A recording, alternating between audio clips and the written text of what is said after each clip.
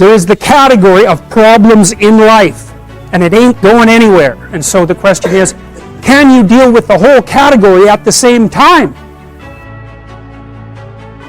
That's the thing. That's how to be in the world, is to deal with that category all at the same time. And so how did human beings, what did they come up with as a solution? And that's so cool too, because the solution they come up with not only was the heroism that allows you to approach what you're terrified by and what you find offensive and to learn from it, but also the idea of sacrifice, and that was played out by cultures everywhere, including human sacrifice. Let's say you're miserable and unhappy. Okay, here's a cure. Find what's valuable and let it go.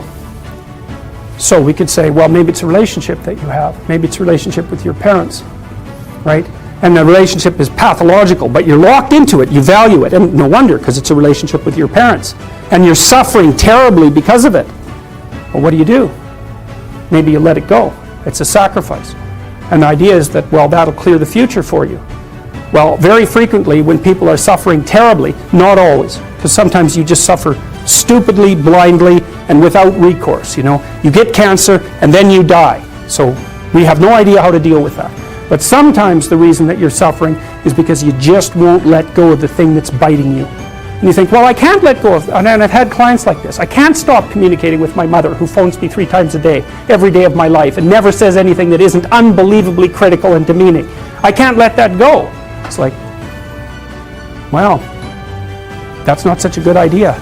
The funny thing too, often when people let something like that go, it goes away, sorts itself out, and then comes back. So they don't even end up losing it. But unless they're willing to let it go, to sacrifice it, they make no headway whatsoever. And so one of the rules is, if people are impeding your development, you sacrifice your relationship with them, right? It's a very, very rough rule. So anyways, sacrifice, what does that mean, sacrifice? Well, it's a discovery, man. It's the discovery of the future. It's like the future is actually the place where there is threat, and it's always going to be there. So what do? You make sacrifices in the present so that the future is better. Right. Everyone does that. That's what you're doing right now. That's what you're doing here. That's what your parents are doing when they pay money to send you to university. They think, you can bargain with reality. It's amazing. You can bargain with reality. You can forestall gratification now. And it'll pay off at a place and time that doesn't even exist yet. It's like, who would have believed that? It's like, that's a miracle that occurs. And it's not like people just figured that out overnight. We were chimps, for Christ's sake. Like, how are we going to come up with an idea like that? Well, it's like, well, we thought about it for 7 million years. And, we got to the point where we could kind of act it out. But we didn't know what we were doing. But it emerged as like a dream. So the terror of the future is a dream. And the solution to the dream of the future is another dream. And it comes out in mythology and in fantasy and in drama, where you act out the sacrifice. And then it's a step on the way to full understanding. So we can say sacrifice now instead of doing it, although we still do it. It's just not concretized like it used to be. We do it abstractly. And we all have faith that it will work. And we also set up our societies so that it'll work. And one thing about, I'm not a fan of moral relativism for a variety of reasons, partly because I think it's an extreme form of cowardice. But anyways, apart from that, no. There's minimal ways that you can set up a society that will work. And so one of them is that the society has to be set up so that your sacrifices will pay off, or you won't work, and then the society will die. And so it has to make promises. People have to make promises to one another. And that's what money is. Money is a promise that your sacrifice will pay off in the future. That's what money is. And so if the society is stable, you can store up your work right now. You can sacrifice your impulses, and you can work, and you can store up credit for the future. And then you can make the future a better place. But society has to be stable enough to allow for that. Hyperinflation will do you in. So the promise that's implicit in the currency is the promise that what you're doing now will pay off in the future. And if people don't have that promise, then, well, we know what they do. Because in gangs, for example, in, say, gangs in North America, the time horizon of the gang members shrinks rapidly because they don't really expect to be alive much past 21. And so they get really impulsive and violent. And like, why the hell not? That's what you do when the future doesn't matter, when it's not real. You default back to living in the moment, and you take what you can get right now. And no wonder, because you don't know if you're going to be around in a year. And you get whatever you can while you can bloody well get it. And that's like anarchy, that state. And so you don't want to live in, some people like to live in that state because they're really wired for that, And so they're much more comfortable in those conditions. They're kind of like warrior types, I would say, in some sense. But, for most people, that's just, that stress will just do you in, the stress of a life like that. I think it's echoed to some degree in the structure of the biblical stories, and in this manner. So there's this notion in the Old Testament that morality is following a sequence of prohibitions. There's a bunch of bad things you shouldn't do, and then basically you're good enough.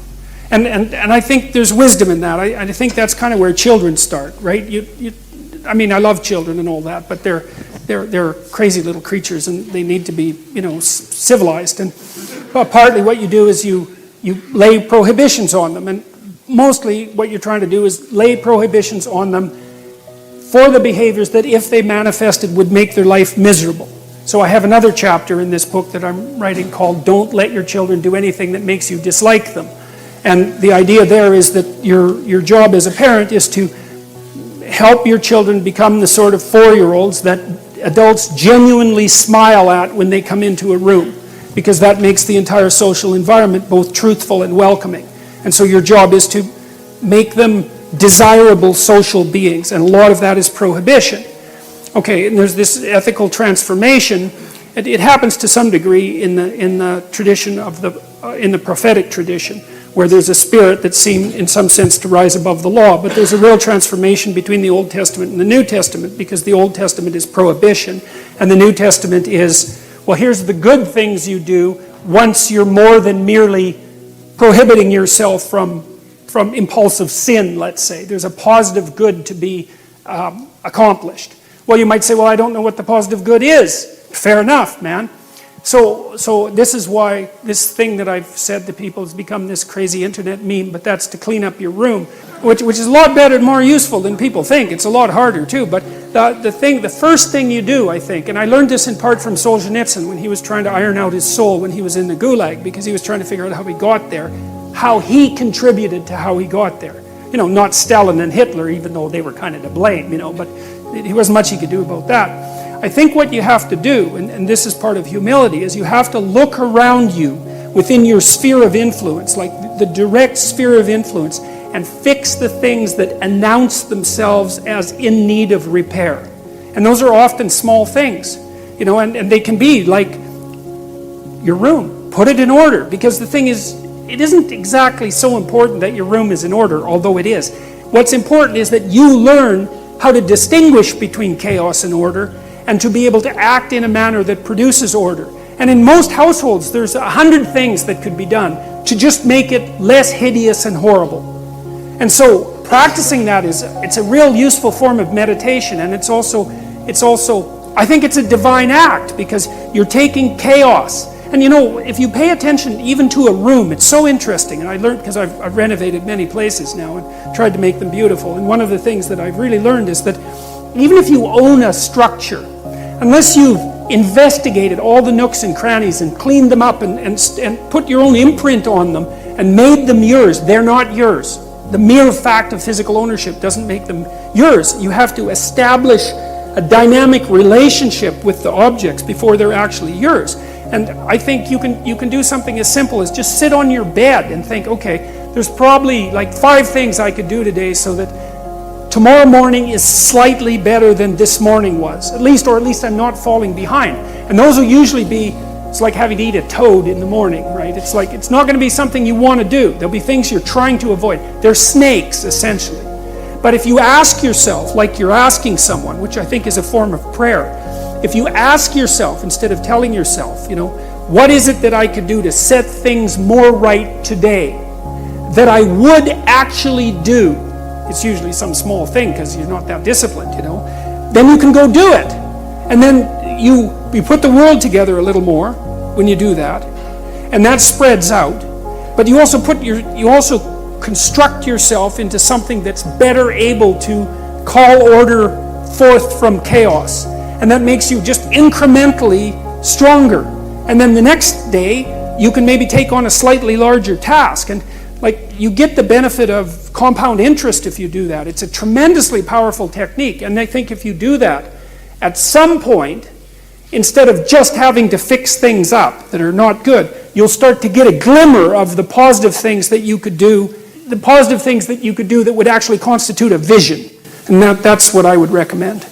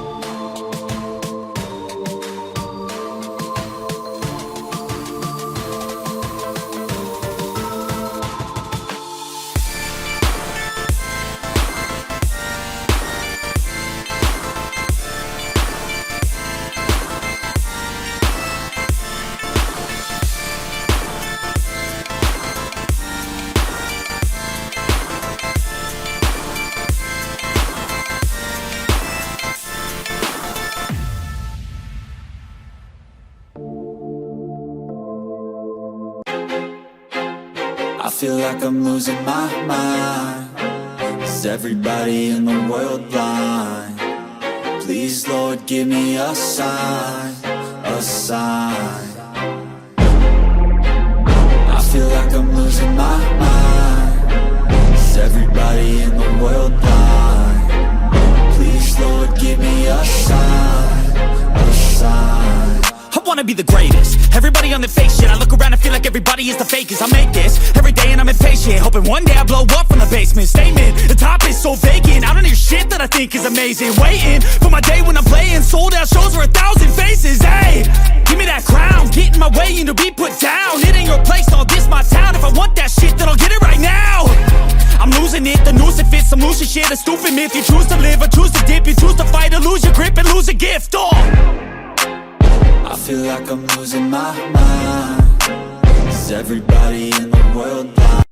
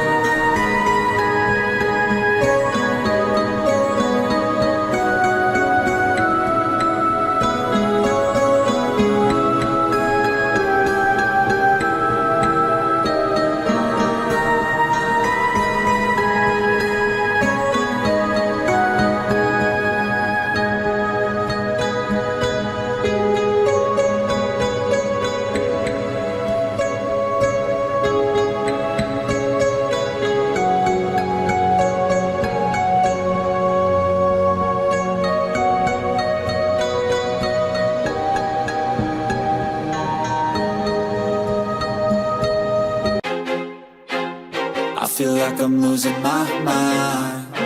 Is everybody in the world blind? Please, Lord, give me a sign, a sign. I feel like I'm losing my mind. Is everybody in the world blind? Please, Lord, give me a sign, a sign. I wanna be the greatest. Everybody on the fake shit. I look around and feel like everybody is the fakest. I make this every day and I'm impatient, hoping one day I blow up from the basement. Statement, the top is so vacant. I don't hear shit that I think is amazing. Waiting for my day when I'm playing sold out shows for 1,000 faces. Hey, give me that crown, get in my way and to be put down. It ain't your place, all this my town. If I want that shit, then I'll get it right now. I'm losing it, the noose it fits. I'm losing shit, a stupid myth. You choose to live or choose to dip. You choose to fight or lose your grip and lose a gift. I feel like I'm losing my mind. Is everybody in the world blind? Please, Lord, give me a sign, a sign. I feel like I'm losing my mind. Is everybody in the world blind? Please, Lord, give me a sign, a sign. Yeah. There's no mercy in this world, just hunger-thirsty persons in different versions. Each new update, that shit worsens. Why? Pull back the curtain and you'll see the different vermin. We all have different burdens that all seem to cause disturbance. Yo, so do me a favor, don't treat me like a neighbor. Don't need the different flavors of your problems just to savor.